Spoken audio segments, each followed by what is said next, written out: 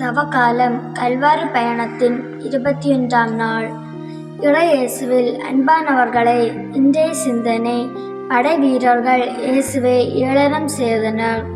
மத்தேயு நற்செய்தி 26ஆம் அதிகாரம் இறைவசனம் 29 முதல் 30 முடிய.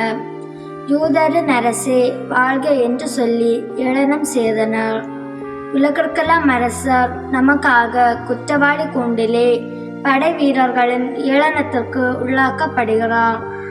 அமைதியின் உருவமாய் சமாதானத்தின் அரசராய் பேசாத செம்மறியாய் நிற்கிறார்.